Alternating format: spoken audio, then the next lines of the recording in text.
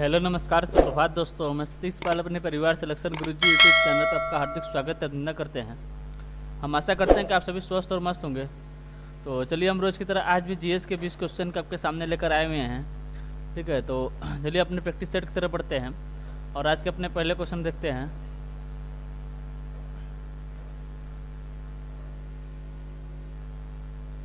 आज का हमारा पहला क्वेश्चन दिया है कि मरणोपरांत भारत रत्न से विभूषित प्रथम व्यक्ति कौन है। मरणोपरांत भारत रत्न से विभूषित प्रथम व्यक्ति कौन है। ऑप्शन ए दिया आपको लाल बहादुर शास्त्री, ऑप्शन बी दिया आपको कुमार स्वामी कामराज, ऑप्शन सी दिया आपको एम रामचंद्रन, ऑप्शन डी दिया आपका विनोबा भावे। ठीक है, तो पूछा एकदम मतलब मरणोपरांत भारत रत्न पाने वाले प्रथम व्यक्ति कौन हैं।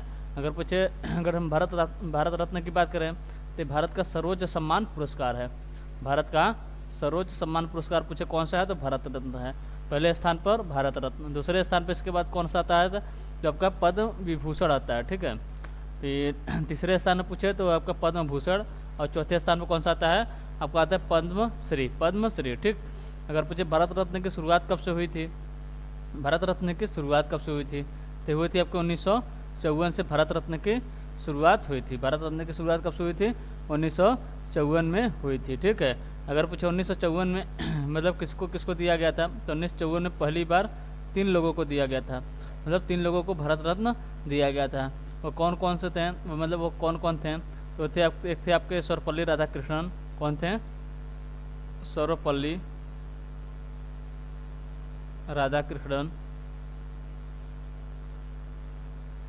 सर्वपल्ली राधाकृष्णन। एक थे आपके चक्रवर्ती राजगोपालाचारी, नहीं सी राजगोपालाचारी नहीं बोल सकते, क्या सी राजगोपालाचारी।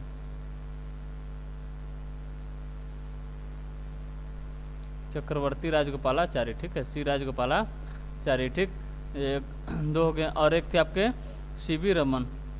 सीवी रमन, ये 3 व्यक्ति थे जिन्हें 1954 में पहली बार भारत रत्न से सम्मानित किया गया था। ठीक है, ये कौन कौन थे तो सर्वपल्ली राधाकृष्णन जो कि आपके भारत के पहले उपराष्ट्रपति और दूसरे राष्ट्रपति थे, और एक थे आपके सी राजगोपालाचारी और एक थे आपके सीवी रमन। ये 3 व्यक्तियों को 1954 में पहली बार भारत रत्न से सम्मानित किया गया था। ठीक है, अगर पूछे भारत रत्न कब दिया जाता है तो दिया जाता है आपके 26 जनवरी को। कब?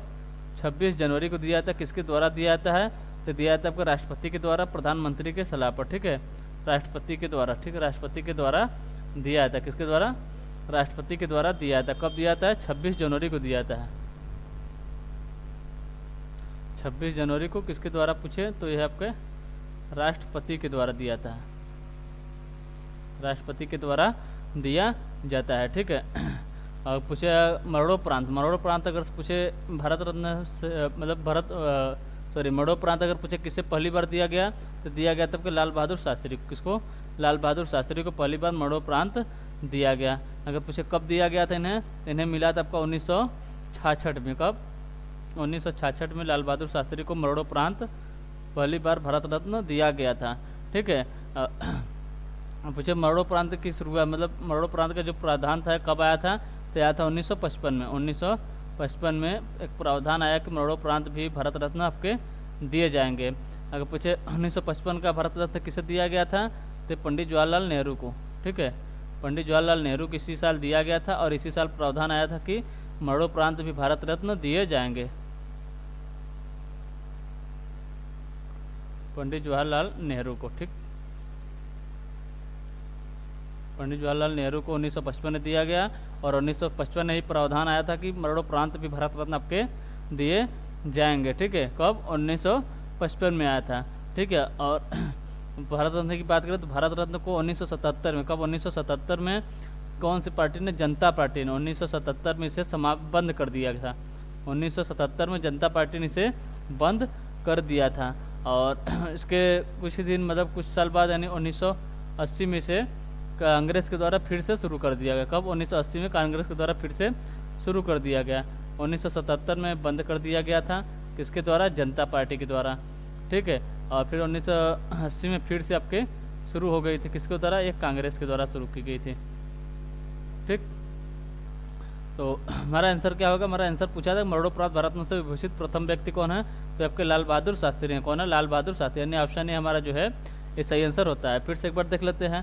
अगर पूछे भारत रत्न की शुरुआत कब हुई थी, तो हुई थी 1954 में। 1954 में 3 व्यक्तियों को दिया गया था। पहले थे सर्वपल्ली राधाकृष्णन, श्री राजगोपालाचारी और सीवी रमन। इन 3 व्यक्तियों को 1954 में दिया गया था। 1955 में बात करें तो 1955 आपके पंडित जवाहरलाल नेहरू को दिया गया था। और 1955 में ही आपका प्रावधान आया था कि भारत रत्न जो है आपके मरणोपरांत भी आपको दिए जाएंगे। और पहला मरणोपरांत पूछे भारत रत्न किसको दिया गया, तो दिया गया था लाल बहादुर शास्त्री को। ठीक है। अगर पूछे भारत रत्न किस मतलब कब दिया जाता है, दिया जाता है 26 जनवरी को। और किसके द्वारा दिया जाता है, दिया जाता है आपके राष्ट्रपति के द्वारा दिया जाता है। ठीक है।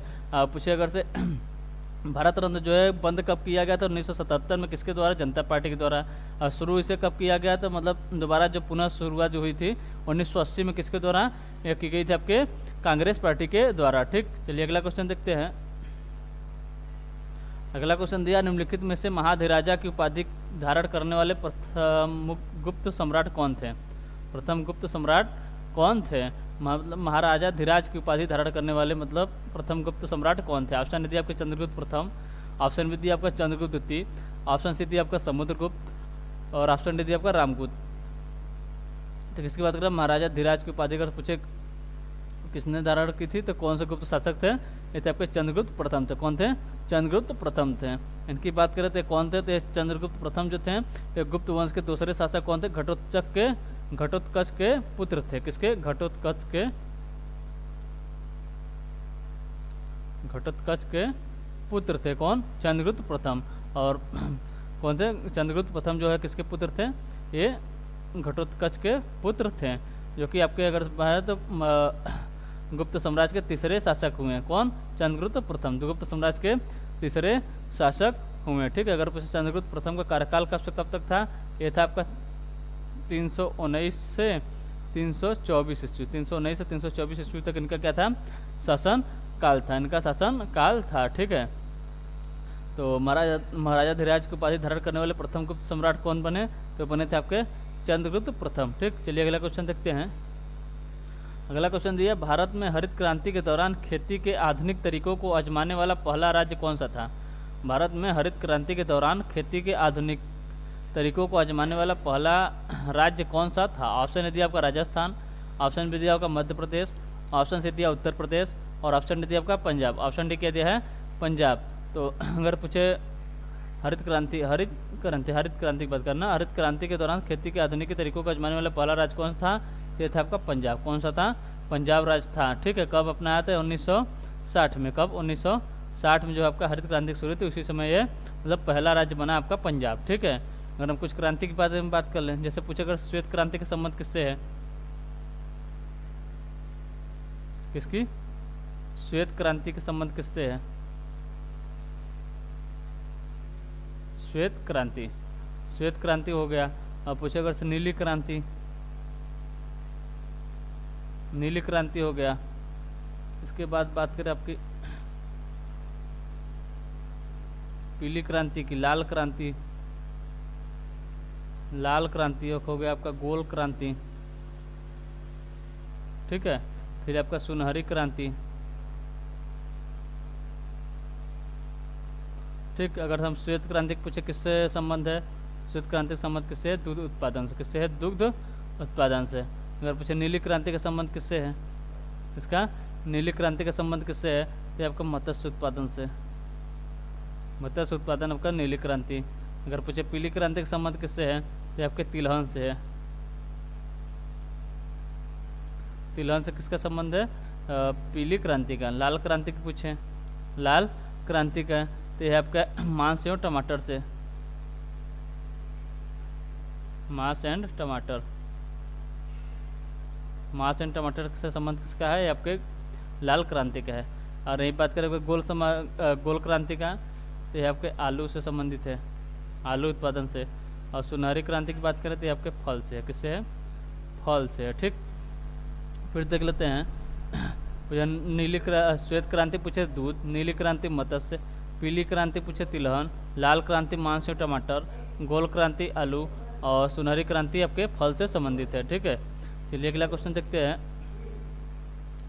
अगला क्वेश्चन दिया हमारा कि किस भारतीय को भारत सरकार के लिए 10 बार बजट प्रस्तुत करने का गौरव हासिल है। मतलब 10 बार कौन मतलब बजट प्रस्तुत किए हैं। ठीक, ऑप्शन ए दिया आपका प्रणब मुखर्जी, ऑप्शन बी दिया आपका doctor Manmohan Singh, option C दिया आपका मोरारजी देसाई और ऑप्शन डी दिया आपका पी चिदम्बरम।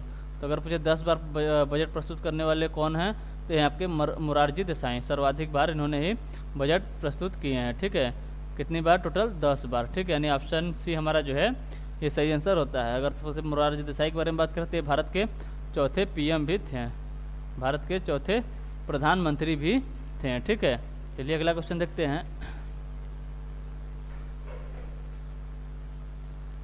अगला क्वेश्चन दिया है, निम्नलिखित देशों में से कौन सा एक देश म्यांमार के साथ सीमा साझा नहीं करता है। निम्नलिखित देशों में से कौन सा देश जो है आपके किसके साथ? म्यांमार के साथ, म्यांमार के साथ सीमा साझा नहीं करता है। ऑप्शन ए दिया होगा बांग्लादेश, ऑप्शन बी दिया होगा भारत, ऑप्शन सी दिया होगा कंबोडिया और ऑप्शन डी दिया आपका लाओस। ऑप्शन डी क्या दिया है? लाओस। अगर म्यांमार की बात करें तो म्यांमार के साथ सीमा की बात करें, म्यांमार के पास जो है आपके उत्तर दिशा में सीमा किसके साथ लगती है म्यांमार की? ये लगती है आपकी चीन की। किसकी लगती है? चीन की। अगर हम पश्चिम की बात करें, किस कहाँ की?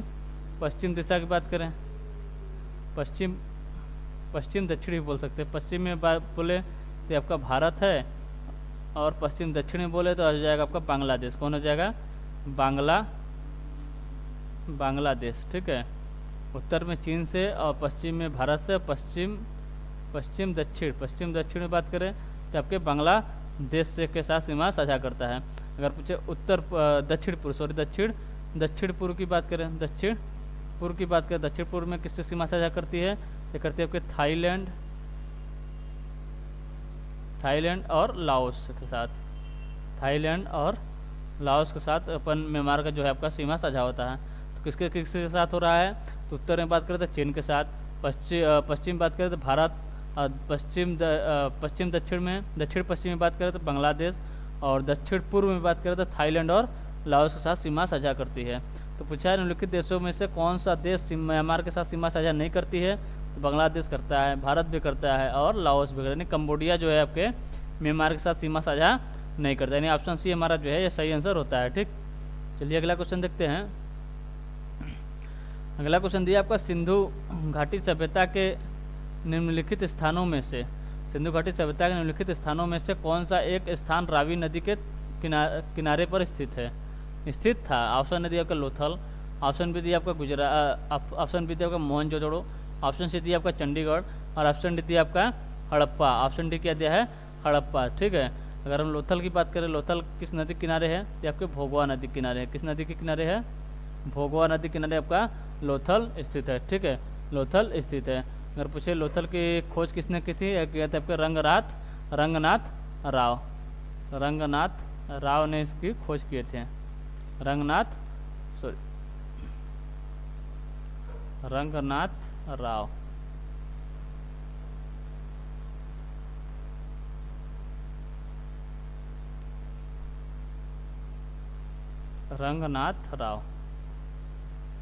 रंगनाथ राव ने इसकी लोथल की खोज की थी। अगर पूछे मोहनजोदड़ो की, मोहनजोदड़ो मतलब किस नदी के तट पर है? तो ये आपके सिंधु नदी के तट पर, यानी सिंधु नदी के किनारे कौन सा है शहर है? मोहनजोदड़ो की बात करते हैं आपके सिंधु नदी के तट पर, सिंधु नदी के किनारे स्थित है। किसके किनारे स्थित है?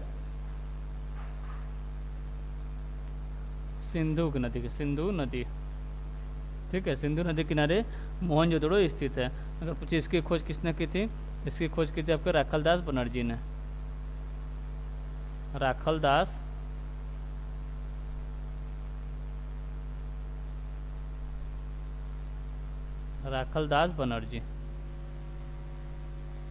बनर्जी ने सिंधु नदी की खोज की थी।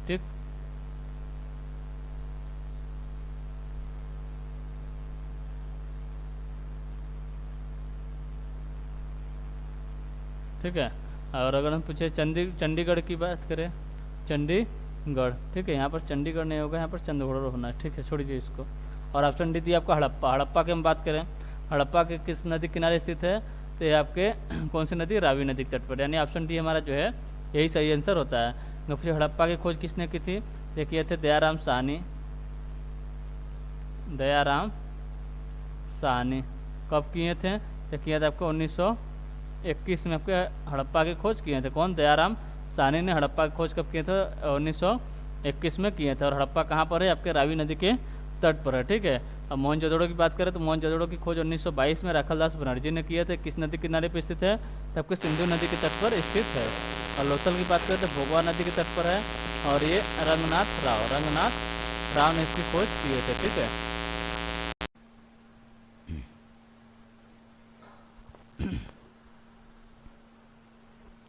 चलिए अगला क्वेश्चन देखते हैं। अगला क्वेश्चन दिया, भारत में निम्नलिखित में से कौन सा कर राज्य सरकार द्वारा वसूला जाता है? भारत में निम्नलिखित में से कौन सा कर जो है राज्य सरकार द्वारा वसूला जाता है? ऑप्शन ए दिया आपका शराब पर आबकारी शुल्क, ऑप्शन बी दिया पूंजीगत अभिलाभ कर, ऑप्शन सी दिया आपका सीमा शुल्क, और ऑप्शन डी दिया निगम कर। ऑप्शन डी क्या दिया है? निगम कर। तो पूछे अगर सर राज्य सरकार द्वारा, भारत में राज्य सरकार द्वारा वसूला जाता है कौन सा कर है? तो आपके शराब पर आबकारी शुल्क, यानी ऑप्शन ए हमारा जो है ये सही आंसर होता है। ये कैसा कर है? आपका ये अप्रत्यक्ष कर है। कैसा कर है? अप्रत्यक्ष कर है, ठीक है। अप्रत्यक्ष कर है, अप्रत्यक्ष कर है, ठीक। अप्रत्यक्ष कर, ठीक। मतलब कौन सा? मतलब राज्य सरकार द्वारा शराब पर आबकारी शुल्क, इसे ही क्या कहते हैं? इसे ही कहते हैं राज्य उत्पाद शुल्क कहा जाता है। राज्य उत्पाद शुल्क भी इसे ही कहा जाता है। और अगर से पूंजीगत अभिलाभ कर, सीमा शुल्क कर और निगम कर की बात करते हैं, किसके अंतर्गत आता है? आपके केंद्र सरकार के द्वारा होता है, ठीक है। चलिए अगला क्वेश्चन देखते हैं। अगला क्वेश्चन दिया है, वह एकमात्र वायसराय कौन था जिनकी भारत में हत्या हुई थी? कौन था ना, यहाँ पर था हो जाए, कौन था जिनकी भारत में हत्या हुई थी? ऑप्शन ए दिया आपका हार्डिंग, ऑप्शन बी दिया आपका नॉर्थब्रुक, ऑप्शन सी दिया आपका एलन बोरो, और ऑप्शन डी दिया आपका मेयो। ऑप्शन डी क्या दिया है? मेयो। तो वह कौन सा वायसराय था जिनकी हत्या भारत में हुई थी? तो थे आपके मेयो। कौन थे?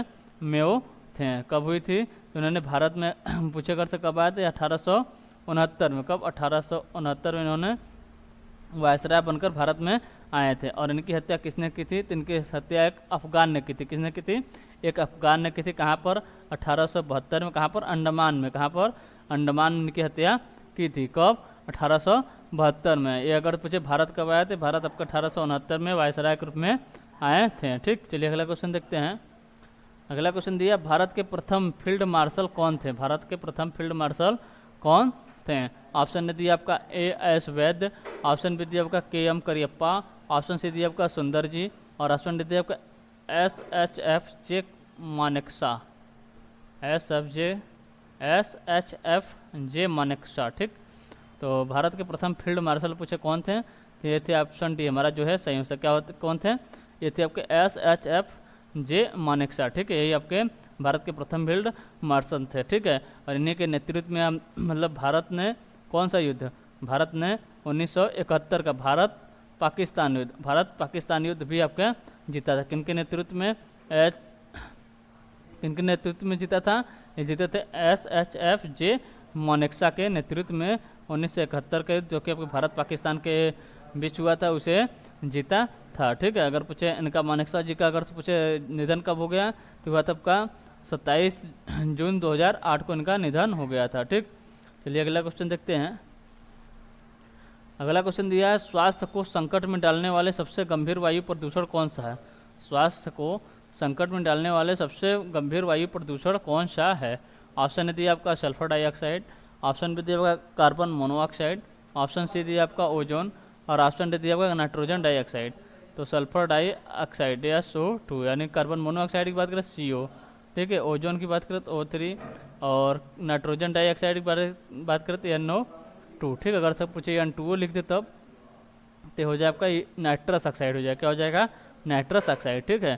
तो क्वेश्चन की तरफ देखते हैं। क्वेश्चन दिया था स्वास्थ्य को संकट में डालने वाले सबसे गंभीर वायु प्रदूषण कौन सा है? तो आपके सल्फर डाइऑक्साइड है। कौन सा है? सल्फर डाइऑक्साइड, यानी ऑप्शन ए हमारा जो है ये सही आंसर होता है, ठीक है। चलिए अगला क्वेश्चन देखते हैं। अगला क्वेश्चन दिया है, टीपू सुल्तान को ब्रिटिश सेना ने डैश आंग्ल मैसूर युद्ध में पराजित किया था। डैश आंग्ल मैसूर युद्ध में पराजित किया था। ऑप्शन दिया प्रथम, ऑप्शन बी दिया दूसरा, ऑप्शन सी दिया आपका तीसरा, और ऑप्शन डी दिया आपका पांचवा। तो मतलब कौन से आंग्ल मैसूर युद्ध में किसको? टीपू सुल्तान को ब्रिटिश सेना ने पराजित किया था।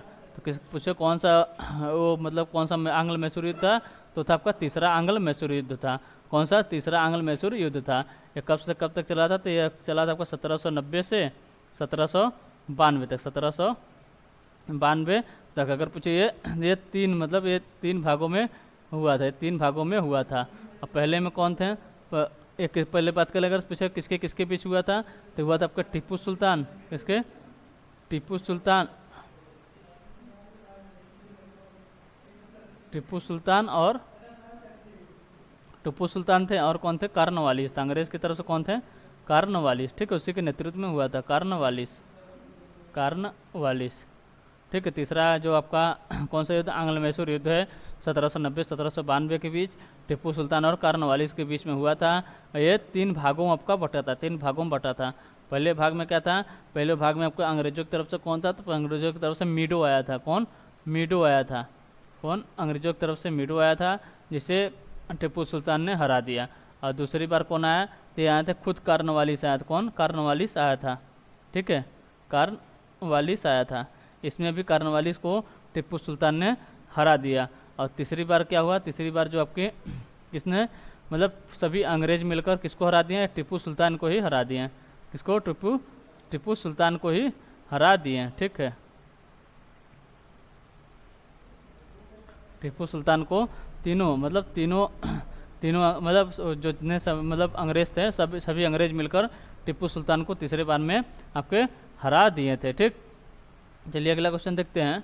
और इसी के बाद टीपू सुल्तान ने किसकी कौन सी संधि की थी? श्रीरंगपट्टनम की संधि की थी। कौन?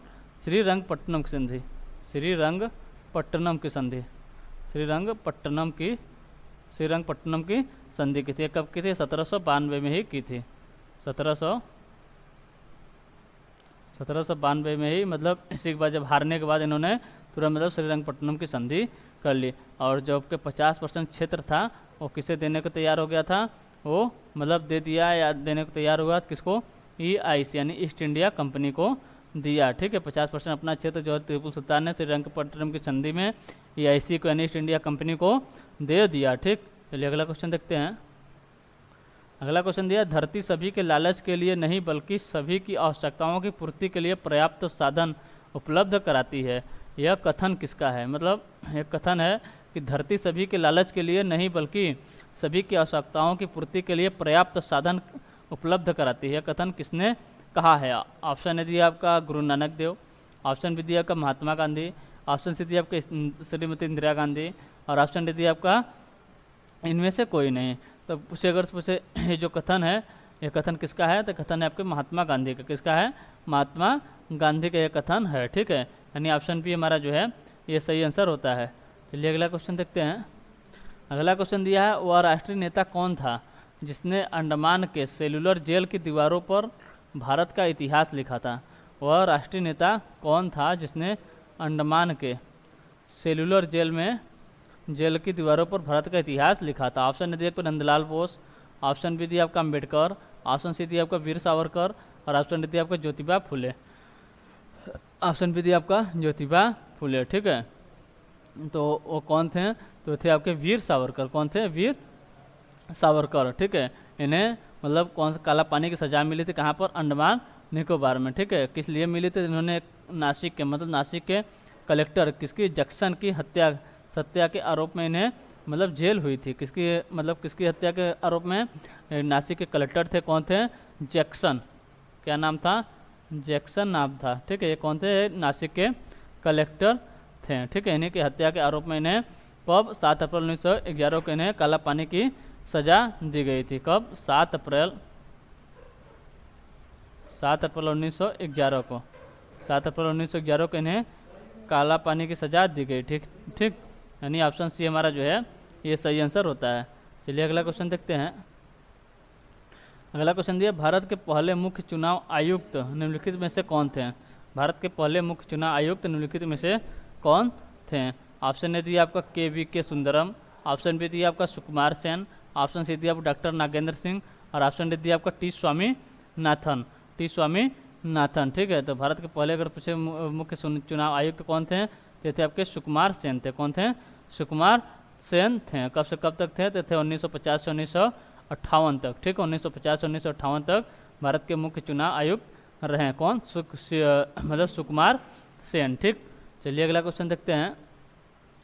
अगला क्वेश्चन दिया, यदि माइटोकॉन्ड्रिया काम करना बंद कर दे, यदि माइटोकॉन्ड्रिया जो है आपका काम करना बंद कर दे तो वह कोशिका में कौन सा कार्य नहीं हो पाएगा, मतलब तो कोशिका में कौन सा कार्य नहीं हो पाएगा। अगर हम माइटोकॉन्ड्रिया की बात करें तो इसे क्या कहते हैं? इसे कोशिका का पावर हाउस भी कहा जाता है। माइटोकॉन्ड्रिया को कोशिका का पावर हाउस भी कहा जाता है, ठीक है। और माइटोकॉन्ड्रिया अगर पूछे मुख्य कार्य क्या है, माइटोकॉन्ड्रिया का मुख्य कार्य क्या है, तो आपके भोजन का ऑक्सीकरण करता है और उससे आपके ऊर्जा पैदा करना, मतलब माइटोकॉन्ड्रिया कार्य है भोजन का ऑक्सीकरण करके ऊर्जा प्राप्त करना, यानी पैदा करना, ठीक है।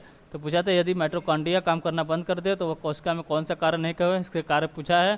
तो भोजन का अवकरण नहीं होगा, भोजन का ऑक्सीकरण नहीं होगा, भोजन का पाचन नहीं होगा, भोजन का अवशोषण नहीं होगा। तो कौन सा इसका कार्य क्या है? इसका कार्य है आपका भोजन का ऑक्सीकरण करके ऊर्जा पैदा करना, ठीक है। यानी जब ये काम करना बंद कर देगा तो आपका भोजन का ऑक्सीकरण नहीं होगा ना, ठीक है। भोजन का ऑक्सीकरण नहीं हो पाएगा, यानी ऑप्शन बी हमारा जो है ये सही आंसर होता है, ठीक। चलिए अगला क्वेश्चन देखते हैं।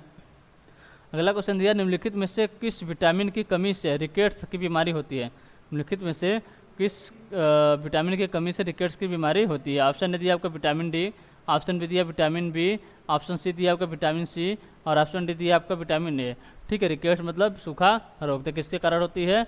यह किसके कमी कारण होती है? विटामिन डी के कमी कारण होती है, यानी ऑप्शन ए हमारा जो है ये सही आंसर होता है, ठीक है। चलिए अगला क्वेश्चन देखते हैं। अगला क्वेश्चन दिया, गांधी जी को प्रभावित करने वाली पुस्तक अनटू द लास्ट के लेखक हैं। ऑप्शन दिया रस्किन बॉन्ड, ऑप्शन बी दिया आपका गीतांजलि श्री, ऑप्शन सी दिया आपका अमिताभ घोष और ऑप्शन डी दिया आपका प्रेम रावत। ऑप्शन डी दिया आपका प्रेम रावत। तो पूछा कर सकते गांधी जी को प्रभावित करने वाली पुस्तक कौन सी है? Unto the last. इसके लेखक कौन है? तो इसके लेखक आपके रस्किन बॉन्ड। कौन है? रस्किन बॉन्ड इसके लेखक हैं। कौन है इसके लेखक? कौन है? Ruskin bond. और जो अनटू द लास्ट है, अगर पूछे पुस्तक कब प्रकाशित हुई थी तो हुई थी आपको 1860 में पुस्तक प्रकाशित हुई थी, 1860 में पुस्तक प्रकाशित हुई थी। अगर हम गीतांजलि की बात करें, गीतांजलि श्री की बात करें, इनकी पुस्तक कौन सी है? इनकी पुस्तक आपका टॉम्ब ऑफ सेंड। क्या है इनकी पुस्तक, क्या नाम है? इनकी पुस्तक है आपका tomb of send, tomb of send, ठीक है। यानी इसे हिंदी में पूछा था क्या? रेत की समाधि। किसकी पुस्तक है? ये आपकी गीतांजलि श्री के, ठीक है। अगर हम पूछे अमिताभ घोष की पुस्तक का नाम क्या है? इनका पुस्तक है the shadow line, the shadow line, the shadow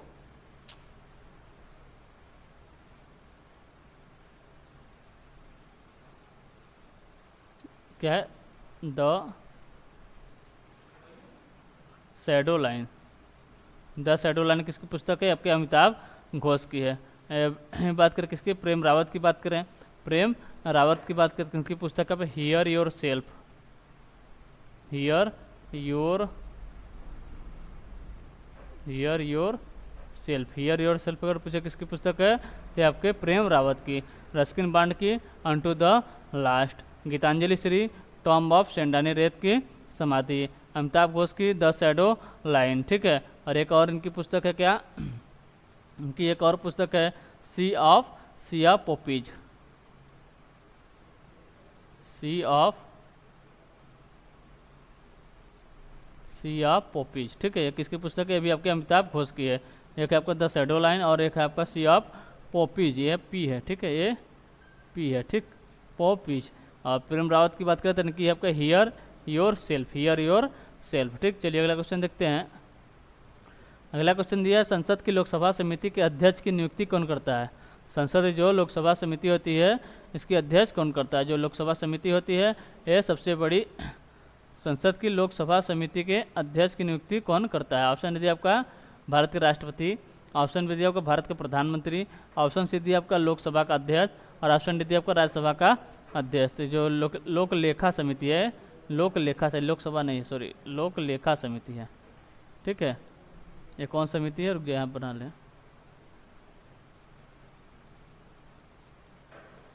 ये है आपकी लोक लेखा समिति,